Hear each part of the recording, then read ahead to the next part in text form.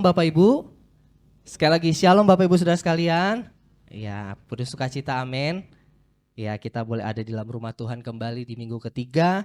Kembali kita akan melanjutkan seri pelajaran kita di bulan ini terkait dengan kegagalan. Ya, puji Tuhan. Minggu lalu saya yang bawa firman juga, hari ini saya bawa firman, minggu depan nanti Bapak Pendeta Naik akan menyampaikan kebenaran firman Tuhan. Bapak Ibu Saudara sekalian masih ingat firman Tuhan minggu lalu? Ya, terkait dengan apa reaksi Tuhan terhadap yang namanya kegagalan. Ya, reaksi Tuhan tidak berlebihan, ya, lewat judul perikop yang kita kemarin pelajari, yaitu tentang apa? Masih ingat? Apa? Tentang perempuan yang berzina itu loh, yang mau dirajam pakai batu, ya. Itu kita kemarin belajar perikop terkait hal itu. Nah, ada perikop yang kedua yang kita pelajarin kemarin, seorang tokoh. Ada yang masih ingat? Yang ingat coba boleh angkat tangannya dan menjawab. Ada dua perikop yang kita pelajari. Perempuan yang berzina, dan yang kedua ada kita pelajari satu tokoh terkait dengan kegagalan. Ayo, yang berani angkat tangan dan menjawabnya. Satu tokoh. Ada yang masih ingat? Waduh, gak ada yang ingat ini. Murid Tuhan Yesus. Siapa? Siapa? Angkat tangan dong, angkat tangan yang berani. Yudas siapa, Dek? Nah, ini kamu dapat buku satu dari abang. No, langsung harus berani. Bukunya coba baca tentang apa? Fokus hidup yang benar. Ya, tentang Yudas Iskariot. Nih pertanyaan kedua pasti langsung mau jawab semuanya. Enggak ada pertanyaan kedua, ya. Oke, hari ini kita akan belajar terkait dengan Yudas kembali. Ya, Bapak Ibu, yuk kita buka dulu Lukas 22 ayat 3 sampai 6. Saya nggak ada slide Bapak Ibu, jadi kita mari baca bersama-sama. Ada banyak ayat yang kita baca hari ini. Yang pertama Lukas 22 ayat 3 sampai 6. Ya, yuk yang sudah ketemu, mari kita baca bersama-sama. Lukas 22 ayat 3 sampai 6. Yang sudah ketemu katakan amin. Amin. Oke. Itu Iren ya? Wih, lucu sekali. Kaget siapa ya rambutnya pendek? Oh, Iren. Ya, wah, mantap. Oke, yuk ayat kita baca ayat 3 sampai 6. 3 2 1 ya. Lalu masuklah iblis ke dalam Yudas yang bernama Iskariot, seorang dari ke-12 murid itu. Kepala-kepala dan berunding dengan mereka. Bagaimana ia dapat menyerahkan Yesus kepada mereka. Mereka sangat gembira dan sepakat untuk memberikan sejumlah uang kepadanya. Ia menyetujuinya dan mulai mencari kesempatan yang baik untuk menyerahkan Yesus kepada mereka tanpa tahu orang banyak. Sampai di situ dulu Bapak Ibu Saudara sekalian. Kita akan belajar hari ini soal kegagalan Yudas. Ya, Bapak Ibu Saudara sekalian, siapa yang tidak tahu dengan Yudas Iskariot? Ya, kalau kita ngomongin Yudas Iskariot pasti konotasinya apa? Negatif.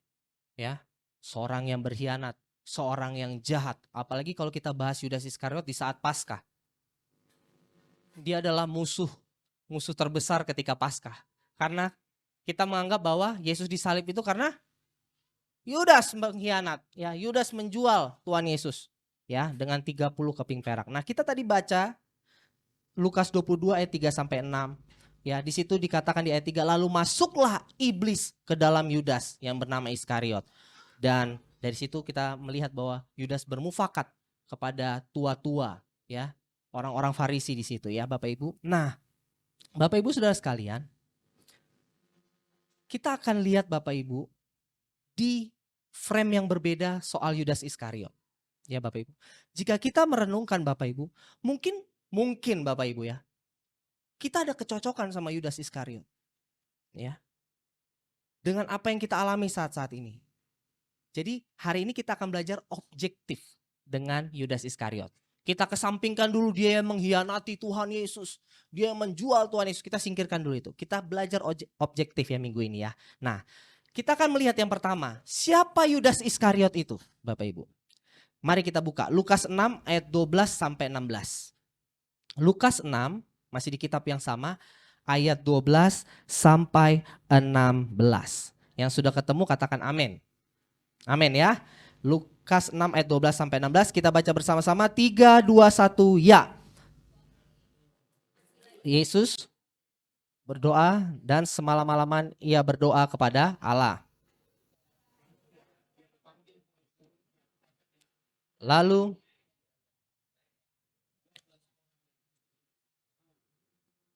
yang diberi nama Petrus dan Andreas saudaranya, Yakobus, Yohanes, Filipus dan Bartolomeus, Matius, Thomas, Yakobus anak Alfeus, Simon Zelot, Yudas anak Yakobus, dan Yudas Iskariot yang kemudian menjadi.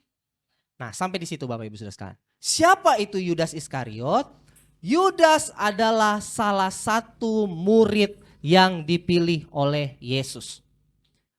Bapak Ibu Saudara sekalian, dari sekian ratus orang yang mengikut Tuhan, murid-murid Tuhan saat itu, Tuhan Yesus pilih Yudas Iskariot.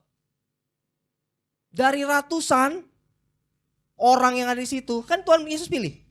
Siapa yang menjadi rasulnya, murid-murid yang ikut Tuhan. Yudas kepilih loh Bapak Ibu. Apa yang saya mau katakan kepada Bapak Ibu Saudara sekalian, berarti ini bukan orang sembarangan. Kan Tuhan gak pilih orang, ini aja deh, ini aja deh. Enggak, Tuhan pilih karena Yudas memiliki potensi. Sama-sama bilang potensi. Nah, Yudas sama gak kayak kita? Sama kan? Kita juga orang-orang yang dipilih Tuhan, amin. Ya kita dipilih dari sekian juta umat Kristiani di Jakarta. Kita dipilih ada di tempat ini hari ini. Amin. Banyak gak orang Kristiani saat ini yang tidak ada di gereja hari-hari ini? Banyak. Tapi kita boleh ada duduk di dalam rumah Tuhan. Mungkin ada yang di GPIB, ada yang di GPDI sekarang. Itu adalah pilihan-pilihan Tuhan. Amin. Karena apa? Kita punya potensi. Ya. Jadi bukan orang sembarangan ini Yudas Iskariot. Ya. Begitu juga dengan praktek kita dalam kehidupan sehari-hari. Mungkin ketika kita bekerja, ya, ketika kita ada di kantor mungkin. Kita sembarangan pilih orang gak untuk masuk ke dalam kantor kita, perusahaan kita? Enggak sembarangan, harus ada klasifikasinya. Apalagi kalau kita lagi cari orang yang menjadi representatif kita. Gak mungkin orang sembarangan. Ya. Saya menginterview ada salah satu orang yang mau masuk ke departemen saya legal, yang mau jadi senior legal di tempat saya, yang berarti ikut terus sama saya. Saya akan lihat Bapak Ibu Saudara sekalian, ABC-nya nih orang ini gimana. Dari attitude-nya. Yang pertama saya udah sampaikan, saya paling suka attitude-nya. Baru yang kedua baru skill dan pengetahuannya. Saya gak mau skillnya tinggi, pengetahuannya tinggi tapi attitude-nya gak ada. Nah saya lihat itu Bapak Ibu Saudara sekalian. Lah saya aja memilih yang sesuai klasifikasi saya. Supaya apa? Ketika kita berjalan nyambung. Jangan nanti berjalan malah satu ke kanan satu ke kiri. Tuhan Yesus juga memilih 12 murid. Pasti dia berpikir jernih Bapak Ibu, gak sembarangan. Nah kan saya tadi berangkat. Kita lihat nih dari frame yang berbeda soal Yudas Iskariot. Berarti Yudas Iskariot orang yang berpotensi. Gak sembarangan ini. Ya Bapak Ibu, itu yang pertama. Yudas adalah salah satu murid dari Yesus. Nah kita lihat siapa Yudas itu yang kedua. Kita buka Yohanes 13 ayat 29. Dari Lukas kita loncat satu ke Yohanes 13 ayat 29. Ya kita baca bersama-sama supaya firman Tuhan ini boleh masuk ke dalam hati kita. Dengan suara yang keras. 3, 2, 1 ya. Karena Yudas, bahwa Yesus menyuruh dia membeli apa? Perlu untuk perayaan itu. Ya stop sampai situ Bapak Ibu Saudara sekalian. Yang tadi Yudas adalah salah satu murid Tuhan Yesus dari 12 rasul. Yang kedua, Yudas dijadikan bendahara Tuhan Yesus. Ya. Yudas dijadikan bendahara Tuhan Yesus. Saya mau tanya sama Bapak Ibu. Kalau yang dijadikan bendahara ini orang sembarangan atau orang yang biasa-biasa aja? Orang yang luar biasa kan? Orang yang punya skill dong. Gak mungkin sembarangan orang disuruh atau dipercayakan menjadi bendahara. Dia harus pandai menghitung, pandai untuk mengelola keuangan. Apalagi Tuhan Yesus kalau memberitakan Injil ke kota ini, ke kota ini. Kan itu perlu dana, perlu biaya. Nah, siapa yang ngatur? You. Mungkin gak diceritakan Tuhan Yesus mau bagikan apa di salah satu kota, kan gak diceritakan di Alkitab. Dan itu terjadi. Yudas menyiapkan itu, dia keluarkan kasnya. Gak tahu tuh dapat dari mana, mungkin dari pelayanan-pelayanan Tuhan Yesus dia terima. Yudas yang pegang. Nah, jadi bukan orang sembarangan Bapak Ibu. Pasti yang namanya bendara orang yang dapat dipercaya gak? Oh iya dong. Ini soalnya megang keuangan nih. Bukan sembarangan. Ya, orang yang pasti dapat dipercaya. Bukan orang sembarangan kan, Yudas Iskariot ya. Bukan orang sembarangan loh. Ya. Saya dulu pernah kerja di salah satu partai Bapak Ibu Saudara sekalian. Partai yang warna kuning lah saya sebutnya. Yang sekarang ketuanya itu adalah bendahara umum yang dulu. Sekarang ketua sekarang ya, yang sekarang jadi Menko juga ya, Bapak Erlangga Hartanto, itu dulu bendahara umum. Sekarang jadi ketua. Nah, jadi bayangin Bapak Ibu. Bendahara umum ini partai yang bukan pegang ratusan juta atau 1 miliar 2 miliar Bapak Ibu. Ya. Tapi dia sekarang jadi ketua. Berarti apa Bapak Ibu Saudara sekalian? Orang yang penuh kepercayaan dari setiap lingkungan pekerjaannya Bapak Ibu. Nah, Yudas ada di posisi itu Bapak Ibu Saudara sekalian. Ya. Nah, jadi tadi murid, dia juga bendahara. Nah, kita lihat siapa sih itu Yudas yang ketiga yang terakhir. Yuk kita buka, balik lagi kita ke Lukas Bapak Ibu. Lukas 9 ayat 1 sampai 2 lalu kita loncat ke ayat 6. Yuk kita buka. Lukas 9. Ya. Lukas 9 ayat 1 dan 2 lalu kita loncat ke ayat 6. Yuk kita baca bersama-sama 3 2 1. Ya. Memanggil ke-12 muridnya lalu memberikan pada mereka untuk dan ayat 2 utus mereka untuk memberitakan dan ya kita lanjut ayat 6 3 2 1 ya. Lalu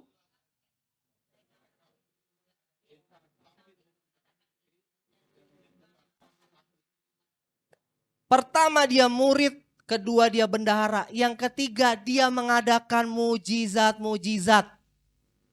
Bapak Ibu, halo. Siapa yang kita sedang bicarakan? Yudas Iskariot. Tuhan berikan dia tenaga dan kuasa. Mengadakan mujizat, menyembuhkan orang sakit. Itu yang dilakukan oleh Yudas Iskariot. Seorang pemberita Injil, mengajar firman Tuhan di kota-kota. Siapa dia? Yudas Iskariot. Mungkin dia hafal firman Tuhan karena dia beritakan Injil dong. Pasti dia baca firman Tuhan. Mungkin di antara kita dari Kejadian sampai Wahyu mungkin waduh belum sampai kelar-kelar. Bang. Berarti kalau kita bandingkan masih kerenan Yudas enggak? Kerenan Yudas. Dia mungkin sudah beritakan firman di mungkin ribuan orang, ratusan orang.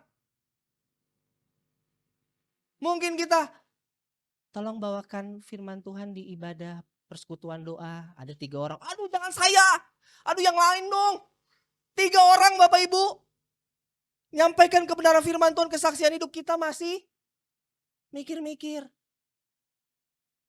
Ini saya mau menggugahkan nih hati kita Bapak Ibu. Kan kita kenal Yudas Iskariot si pengkhianat. Hukum, bagus dia gantung diri.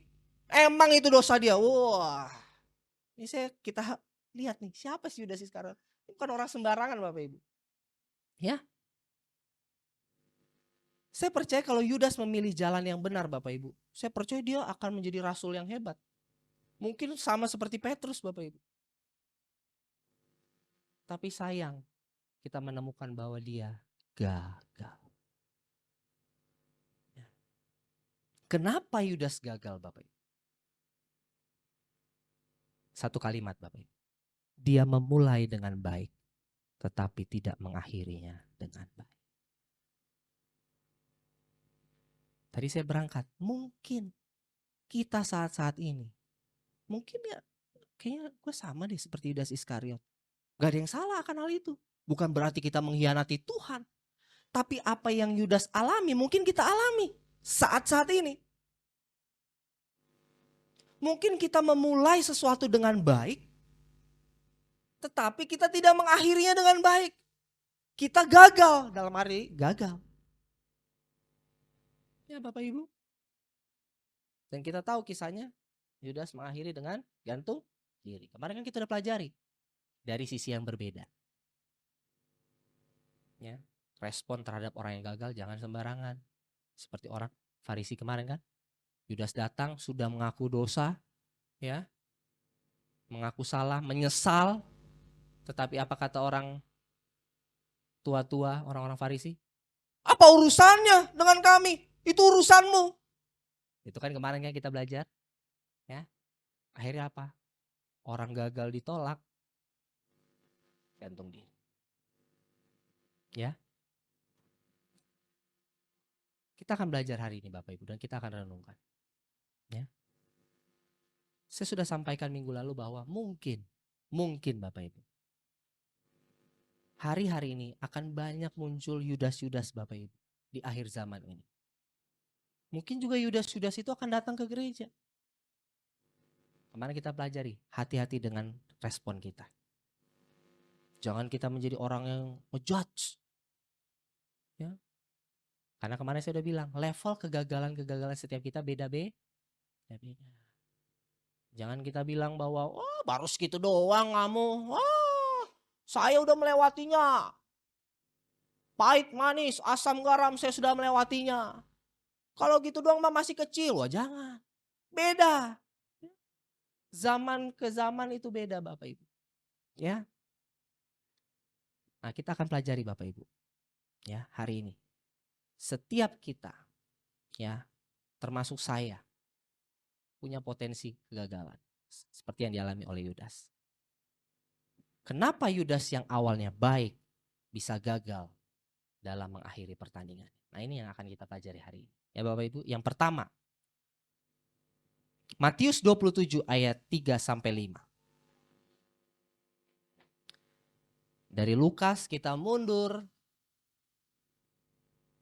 ke Matius. Matius 27 ayat 3 sampai 5. Yang sudah ketemu katakan amin. Yuk kita baca bersama-sama dengan suara yang keras. 3, 2, 1 ya. Pada waktu Yudas ya melihat bahwa Yesus telah dijatuhi hukuman mati. Ya.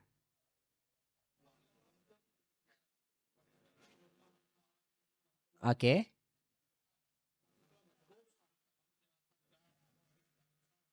Tetapi jawab mereka,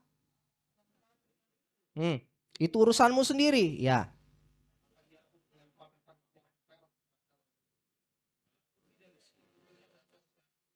Nah, ayat kemarin kita baca ini ya. Perikop ini ya Bapak Ibu. Yang pertama, kenapa Yudas yang awalnya baik bisa gagal dalam mengakhiri pertandingannya? Alasan yang pertama karena dia berkompromi. Sama-sama bilang kompromi. Ya, kompromi ya. Saat dosa menguasai hidup kita Bapak Ibu. Dosa itu nggak mau ada urusan lagi sama kita. Saya kasih contoh ya Bapak Ibu. Ini ada seorang yang terikat sama narkoba. Ya. Diajak sama temannya pakai narkoba. Ya. Ayo coba nih. Dah, gratis dulu buat lo, cobain deh, enak. Pas dicoba, wah enak juga ya. Sehari masih dikasih, besok masih dikasih. 3 hari masih dikasih. Udah kecanduan dong. Saya mau tanya, di minggu kedua, minggu ketiga, bulan depan, bulan-bulan berikutnya, kira-kira masih dikasih gratis gak? Dia datang ke temennya, bagi dong ini. Bayar, gak ada. Ya tapi gue gak ada uang. Lah urusan lu sendiri. Sama gak kayak tadi? Imam-imam tadi. Urusan lu sendiri, lah kenapa gue?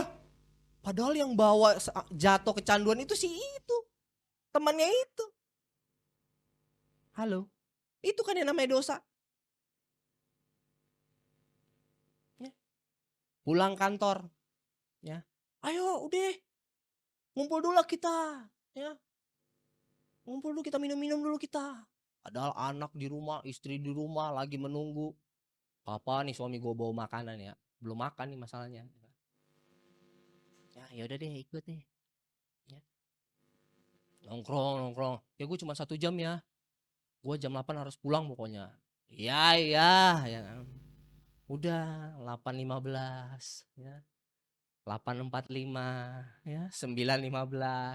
Lama-lama jam 12. Saking enaknya. Wah. Pulang. Saya mau tanya, istri menyambut dengan senyuman atau dengan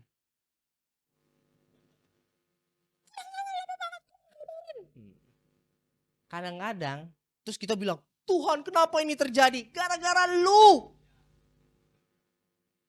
Gara-gara kita sendiri. Ya. Oke, lanjut ceritanya ini. Ya maaf tadi ada acara nggak bisa. Aduh. Kantor yang suruh. Oh ya udah. Besok. Weh, ketemu. Mantap. Lu ikut kemarin sampai Sampai terakhir. Hari ini kita ngumpul lagi yuk. Aduh, nggak bisa istriku. Gimana? Ayolah. Bisa nanti lu boleh dah pulang cepat. Alasannya itu mulu. Boleh lu pulang jam 9 nggak apa-apa, nggak usah sampai habis. Ikut. Akhirnya nggak jam 12 lagi, jam 1 Bapak Ibu. Subuh. Nyampe rumah. Saya mau tanya, istrinya menyambut dengan karpet merah atau bagaimana? Sama. Ribut. Ya. Berakhir dengan tidak baik. Ya.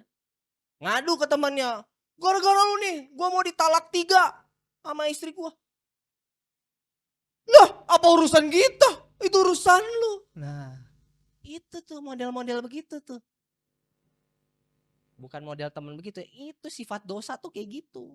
Kalau kita udah kecanduan, akhirnya kita mengalami kegagalan, kita ngadu, lah itu kan keputusan lo. Nah, itu kan urusan lo. Begitu Bapak Ibu Saudara sekalian. Ya, itulah sifatnya dosa. Awalnya menarik, tapi kalau udah keterusan, saya mau katakan sulit untuk dikendalikan. Ya. Jadi, ayo. Jangan sampai kita terikat dengan dosa. Kenapa Yudas kompromi Bapak Ibu Saudara sekalian? Kenapa Yudas yang tadi baik, kok sekarang bisa kompromi dia dengan dosa? Kita akan lihat Bapak Ibu di dalam Lukas 22 ayat 3. Di situ kita menemukan, lalu masuklah iblis ke dalam Yudas yang bernama Iskariot, seorang dari ke-12 murid itu. Jadi iblis merasuki Yudas. Ironis gak Bapak Ibu? Seseorang yang diberikan tenaga dan kuasa untuk apa tadi? Mengusir. Mengusir. Sekarang kemasukan saya. Berarti saya mau katakan, kita ini gak kebal. Kasih tahu, kita ini gak kebal. Ya, gak kebal. Jadi Bapak Ibu Saudara jangan wah dia hebat ya mengusir setan.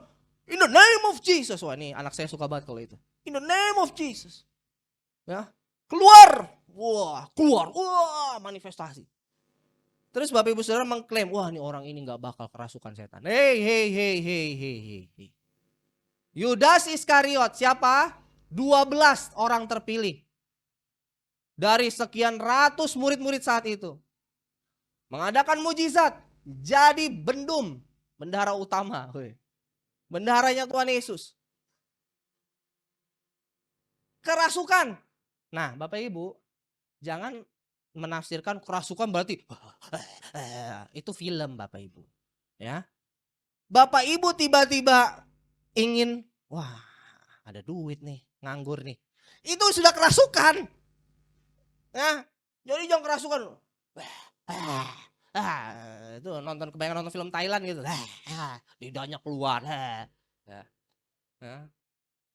Bukan, kita mau melakukan dosa saja, berterus-terus kita lakukan itu. Ya, konsisten. Waduh, bahasanya. Kok bukan konsisten ke gereja, konsisten melakukan dosa. Bahkan sudah dijadwalin. Senin, Rabu, Jumat itu jatahnya. Selasa, Kamis pengakuannya. Minggu ya kita berkudus-kudus ria di gereja. Udah dijadwalin Bapak Ibu. Nah itu sudah kerasukan yang namanya iblis. Ya Bapak Ibu, agak keras memang, kok kerasukan sih bahasanya. Ya memang itu yang dialami. Emang Yudas enggak, dia biasa melakukan hal yang biasa. Bahkan ada di tengah-tengah ini loh Bapak Ibu. Nih perjamuan terakhir, ada gak Yudas? Ada gak iblis di dalam Yudas? Halo, ada gak? Ada. Bahkan Tuhan Yesus bilang, iblis. Bukan hanya dia doang, Petrus juga bilang, iblis. Ada di perjamuan terakhir. Jadi jangan pikir, wah yang ada sama Tuhan Yesus, wah holy. Ya Bapak Ibu, jadi kita gak kebal ya. Jadi hati-hati, jangan buka celah dengan yang namanya dosa. Jangan buka celah. Pak Pendeta, kalau celahnya udah masuk, udah terlanjur masuk, bertobat. Ini masih ada tarikan nafas kan kita. Itu waktunya kita untuk bertobat Bapak Ibu Saudara sekalian. Ya. Amin. Itu pasti kesempatan yang Tuhan berikan bagi kita Bapak Ibu. Jadi semua dosa yang besar. Sekali lagi, semua dosa yang besar diawali dengan yang namanya kompromi. Jadi itulah bahayanya kompromi. Ada orang di sini korupsi langsung 5 miliar. 10 miliar. Gak mungkin. Minimal, lihat tuh 500 ribu nih. 500 ribu dulu. Bisa nih naik nih. Bisa 1,5. 1,5. Baru naik. Kan kompromi dari hal kecil Bapak Ibu. Ini kalau di dunia pemerintahan. Ya. Ada uang ongkos jalan. Ya. Mulai dari situ dulu nih. Ya. Lama-lama naik. Baru. Jadi Bapak Ibu Saudara lihat, gila ya, ada orang korupsi 10 triliun. Yang kemarin tuh, ya. Komunikasi untuk dana BPS ya, saya nggak tahu tuh untuk dana alat BTS ya, Bang. BTS untuk sinyal-sinyal internet kita. Korupsi gede. Kok bisa ya seperti itu? Pasti dari kecil-kecil dulu Bapak Ibu. Nggak mungkin langsung mulai 10 triliun. Hati-hati dengan yang namanya kompromi. Kasih tahu kiri kanan lagi. Jangan kompromi. Jangan kompromi ya. Jangan kompromi. Nah. Hati-hati dengan yang namanya kompromi. Begitu juga dengan ke gereja. Jangan kompromi. Ya. Aduh. Enak nih. Bapak Ibu Saudara sekalian, sebelum saya ceritain. Saya lanjutkan. Saya belum pernah merasakan yang namanya Car Free Day Bapak Ibu. Saya pengen banget ya jalan kaki di Bundaran HI. Aduh, lihat orangnya. Tuhan, seumur hidup saya harus akui, seumur hidup nggak pernah saya ke Bundaran HI Menteng naik sepeda, nggak ada kendaraan. Selalu ada jam rumah Tuhan. Abang naik aminin. Pengen rasanya, aduh Car Free Day. Ya kan kalau lihat Sudirman tuh, wah. Selalu kendaraan, Senin sampai Sabtu. Kendaraan, pengen jalan, bawa Elion ya. Ke taman, Suropati ya kan. Jam 8 di gereja. Sampai jam 2. Nunggu Yosia pulang nanti hari ini. Sampai dia jam 3. Udah gak ada Car Free Day lagi, udah ada lagi di Sudirman. Ya, kan Car Free Day sampai jam berapa sih? 10 ya? 10 tuh. Udah. Ini udah jalan nih. Mobil-mobil di Sudirman. Ya Bapak Ibu. Bisa gak saya kompromi? Bisa aja. pengen sekali aja. Kan bisa nih, kayak saya mau mulai cerita nih. Sekali deh, Pak Pendeta, Pak Gembala. Sekali ya saya. Mau cobain Car Free Day. Ya udah, bisa saya rasakan enak nggak? Ah, Pak Gembala, saya minggu pertama, minggu ketiga saya Car Free Day ya. Wah, mungkin Bapak Gembala, oh yaudah.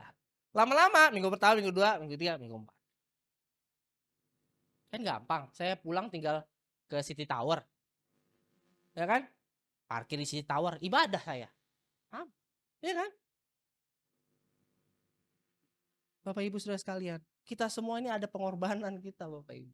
Ya, kita ini sedang berkorban ini. Ya, Bapak Ibu Saudara juga datang ini berkorban. Ya, kita sedang tahu bahwa bersekutu dengan Tuhan itu penting, lebih utama. Ya, Bapak Ibu. Jadi jangan kompromi ya Bapak Ibu. Godaan itu banyak Bapak Ibu.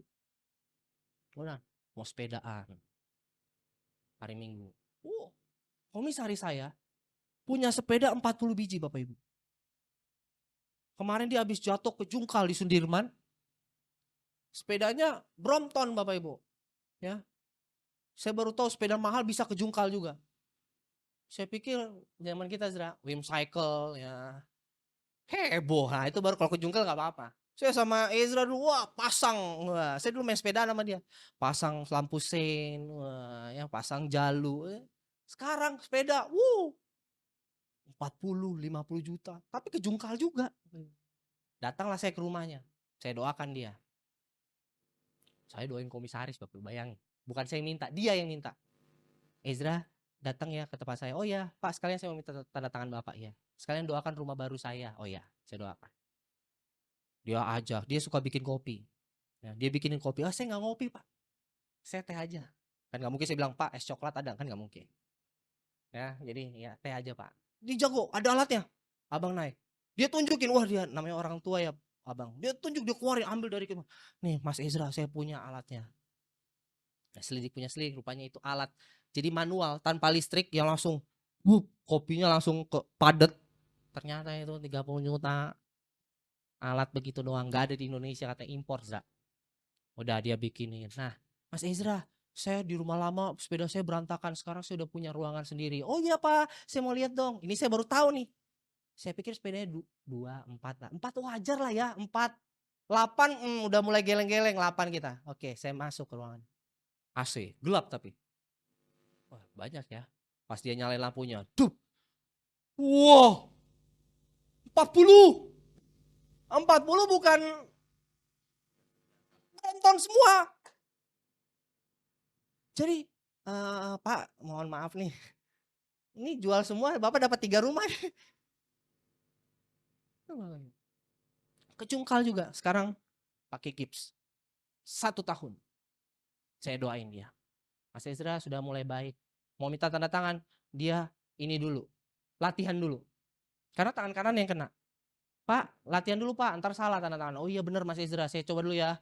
Nah, wah masih miring-miring Mas Ezra. Ya Pak, coba-coba lagi. Wah udah lancar Mas Ezra, ya oke. Mas Ezra ada piano, mainin. Saya mainin. Karya terbesar. Orang Katolik nggak apa-apa. Dalam hidupku. Sambil dia ngopi, iya Mas Ezra cerita. Neng neng neng neng neng. Saya nggak nyanyi Bapak Ibu, melodinya aja. Ya Bapak Ibu, hari Minggu sepeda. Nikmat. Tapi jangan berkompromi. Kalau waktunya ibadah. Mas Bima kerja hari Minggu. Dia kasih tahu, Bang, aku kerja. Mas Bim kerja yang baik. Di atas lantai 5A ada GB Senayan City. Pergi ke situ Mas Bim. Oh ada ya Bang ya. Iya nanti saya mampir. Kemarin dia story. Ibadah. Mungkin Mas Bim, wah banyak lagi pelanggannya datang ya kan. Wah tamu aduh. Gimana ya? Kompromi, bisa kompromi gak? Bisa. Sahabat kita gak ada kompromi-kompromi loh. Udah waktunya ibadah sholat, tinggalin. Bahkan kita lagi presentasi, udah di puncaknya. Wah, stop dulu ya. Saya sholat dulu. Waduh, gedek banget gak? Wah, udah on fire kita. Suruh stop dulu. Terus kita, silakan. Anak Tuhan. Kita anak Tuhan. Masih, jadi nggak ada yang larang. Oh, masih nggak boleh kerja hari Minggu. Ya, datang ke rumah Tuhan. Oh, nggak boleh gitu juga. Ya, kehidupan sekarang sudah berjalan. Sekarang Senin sampai Minggu ada waktu untuk kerja. Ya, masih. Tapi jangan lupakan tuh. Kan nggak mungkin juga Mas Bim dari Senayan City ke Era Mas. Wah, naik motor terus. Bang, makasih ya. Kalau itu puji Tuhan. Kalau ini sanggup, ya. Boleh. Cuman kalau ada di atas itu pakai aja di atas. Bang, kayaknya lebih ini di atas. Silakan. Pergi ke atas ibadah. Sekarang di setiap mall pasti ada gereja. Nggak satu lagi, bisa 2, bisa 3. Tinggal pilih aja. Ya cuman carilah yang bisa menguatkan kita juga. Ya, mau apa? Senayan City. Mau apa lagi? Basura, ada. Ya, apa lagi? Semua ada rata-rata. Ya, semua ada ya, gereja ya. Oke. Yang pertama berarti tadi jangan kompromi ya Bapak Ibu Saudara sekalian. Yang kedua, Yohanes 6 ayat 15. Yuk kita baca yuk. Yohanes 6 ayat 15.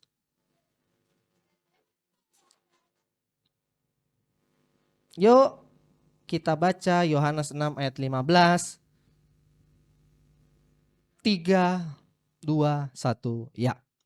Karena Yesus tahu hendak datang dan hendak membawa dia dengan paksa, ia menyingkir lagi ke gunung seorang diri. Oke, Bapak Ibu Saudara sekalian. Yang kedua, kenapa Yudas yang awalnya baik bisa gagal dalam mengakhiri pertandingannya? Tadi yang pertama kompromi, yang kedua adalah memelihara yang namanya kekecewaan. Seseorang bisa terus-menerus gagal dalam kehidupannya karena memelihara yang namanya kekecewaan. Jadi kekecewaan akan membuat kita gagal Bapak Ibu.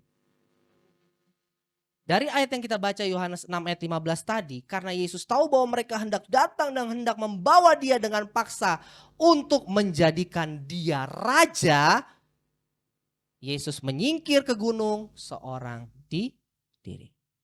Pada saat itu Bapak Ibu Saudara sekalian, orang-orang Yahudi bahkan murid-murid Yesus Bapak Ibu ingin menjadikan Yesus itu raja. Raja atas mereka. Kenapa Bapak Ibu Saudara sekalian? Karena mereka lagi menantikan Mesias. Raja. Ya. Lewat nubuat-nubuat dari Yesaya, Yeremia, Amos. Mereka sedang menantikan itu. Raja itu. Yang apa? Yang akan menyelamatkan mereka dari belenggu Bapak Ibu. Nah, pemikiran dari orang-orang Yahudi adalah belenggu yang dimaksud adalah belenggu dari apa? Jajahan Romawi. Jajahan pemerintahan Romawi. Itu yang mereka maksud. Tuhan Yesus datang lahir ke dunia. Memang untuk melepaskan kita dari belenggu. Tapi belenggu apa? Belenggu dosa.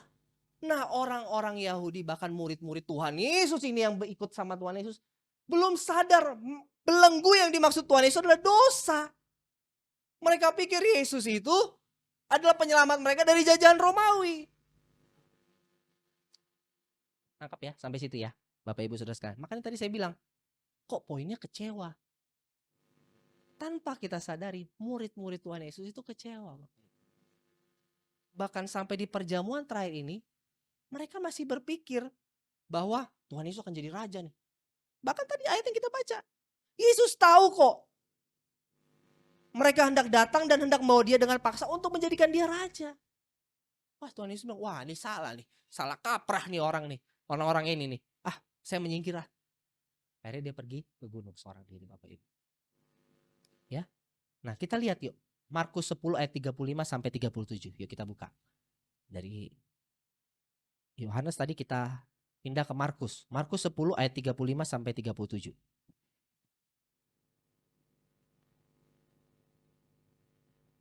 Ya. 3, 2, 1. Ya. Lalu.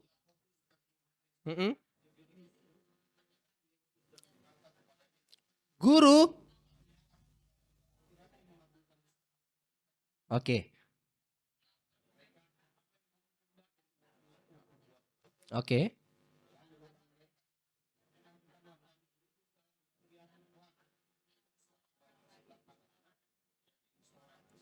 Oke, stop sampai situ Bapak Ibu Saudara sekalian.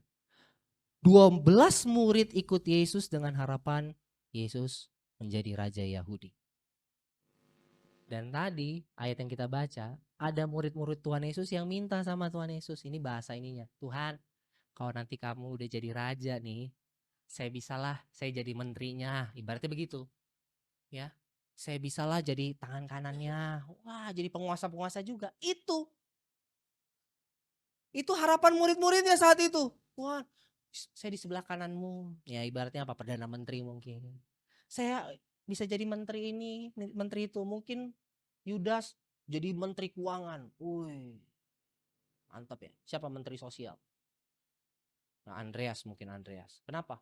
Andreas kan yang ketemu sama anak yang bawa 5 roti 2 ikan. Terus dia bagi-bagikan. Wah, Andreas menteri sosial. Wah, cocok, mantap. Ini saya lagi ini aja. Dari 12 itu siapa menteri-menterinya ya nggak? Petrus menteri apa? Saya nggak tahu lah. Dia kan agak-agak keras tuh. Apa? Cocoknya apa? Kita aja tentukan masing-masing. Itu loh pikirnya murid-murid. Gue raja. Masa ya iya gue nggak ada jabatannya. Rasa hormat itu mereka sangat tinggi sekali. Bapak Ibu. Dan akhirnya kekecewaan itu terjadi di perjamuan terakhir. Kan Tuhan Yesus katakan, anak manusia akan mati dan dikubur atau bangkit di hari yang ketiga. Pusing gak mereka? Mati. Tuhan Yesus coba boleh ulangi, mati. Kok mati Tuhan? Ya mati. Nah, mungkin di situ, ya mati. Mau apa? Nah ini udah rencana Allah dalam hidupku. Ya mungkin gitu kan. Tuhan tunggu dulu. Kami mau jadikan raja untuk menyelamatkan kami dari belenggu janjian Romawi. Kok mati tuh? Kecewa gak Bapak? Kecewa. Mereka udah bayangin, wah nikmatnya jadi petinggi-petinggi Bapak. Kok malah udah melayani bersama? Tuhan gue udah ikut lu loh. Melayani sama lu loh. Masa lu mati? Halo? Mungkin kita juga. Tuhan saya udah ikut Tuhan. Halo? Tuhan saya gak pernah merasakan Car Free Day Tuhan. Kok gini hidup saya? Tuhan saya udah memberikan hati saya untuk melayani Tuhan. Berkorban untuk Tuhan. Baik tenaga, materi. Saya udah korbankan Tuhan. Tapi kenapa? Kenapa Tuhan begini? Halo, sama gak? Ya Bapak Ibu Saudara sekalian. Jadi hati-hati Bapak Ibu Saudara sekalian dengan yang namanya kecewa. Saya suka banget dengan kecewa ini Bapak Ibu. Ketika mengkhotbahkan soal kecewa Bapak Ibu. Hati-hati Bapak Ibu dengan kecewa. Karena kalau ketika kita udah buka celah dengan kecewa, hati-hati apa yang bisa merasuki kita? Iblis. Ya. Karena orang yang kecewa itu suka banget untuk memecah belah Bapak Ibu. Percayalah Bapak Ibu. Mau kita di tempat kerja kita, kalau ada orang yang kecewa, saya mau tanya, itu orang gimana? Sikapnya di kantor, di tempat kita bekerja. Pasti memecah. Lu ngapain lu?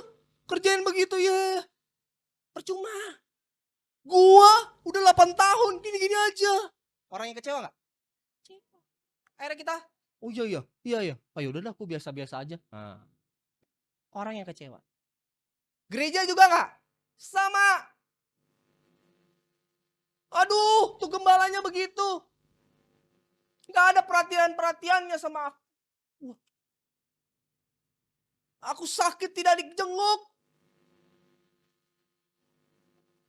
Rumahku yang baru mau syukuran, gembala yang gak datang. Ngapain aku ke situ?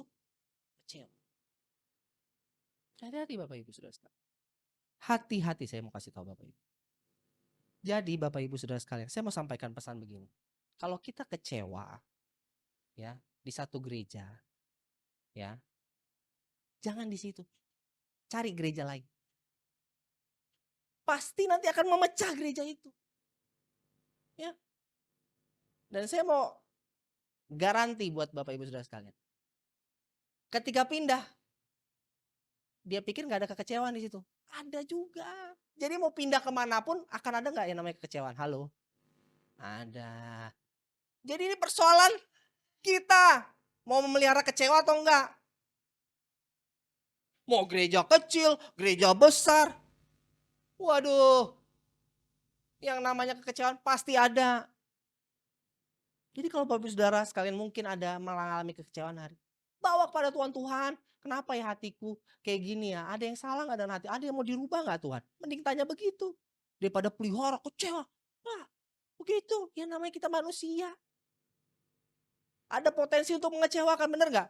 Emang yang gembala sidang ini malaikat? Halo. Pendeta tuh bukan malaikat Bapak Ibu. Mungkin bisa mengecewakan. Bahkan orang terdekat kita yang kita mungkin sayang sekali. Merupakan belahan hati, belahan jiwa kita. Menyakiti hati kita nggak? Bisa saja menyakiti. Jadi jangan pelihara kekecewaan Bapak Ibu. Ya. Dalam pelayanan, dalam gereja jangan pelihara kecewa. Kalau kita mau ngomong kecewa, semua kecewa. Iya nggak sih? Kecewa semua. Tapi mau kita hidup dalam kekecewaan, masa gitu? Enggak dong. Ya. Nggak, kalau saya pribadi nggak mau terikat. Kita juga nggak mau terikat kan? Sama yang namanya kecewa. Udah, jangan kecewa Bapak Ibu. Percayalah Bapak Ibu Saudara sekalian ya. Dimanapun kita melayani Tuhan, ketika ada Tuhan di dalam pelayanan, Tuhan pasti akan cukupkan semua. Amin. Sebab kita nggak lihat manusianya, kita lihat Tuhannya. Ya, Bapak Ibu, itulah dasar kita melayani Tuhan. Jadi memecah belah itu biasanya kerjaan orang yang kecewa.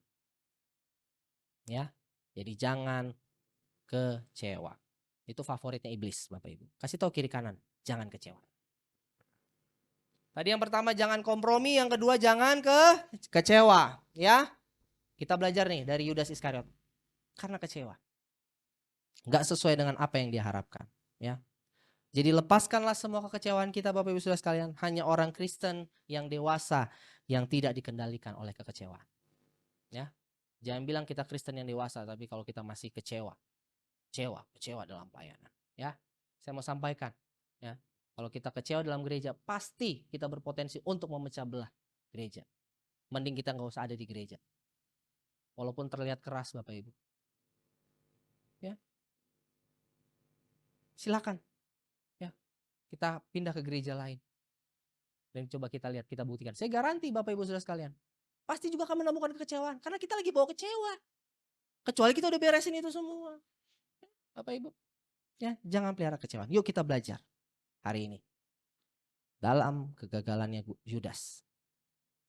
Ingat bahwa kita ini bukan orang-orang yang gagal, tapi kita adalah orang-orang yang penuh dengan harapan Bapak Ibu Saudara sekalian. Amin. Amin. Tuhan Yesus memberkati kita. Mari kita tundukkan kepala, kita bersatu dalam doa.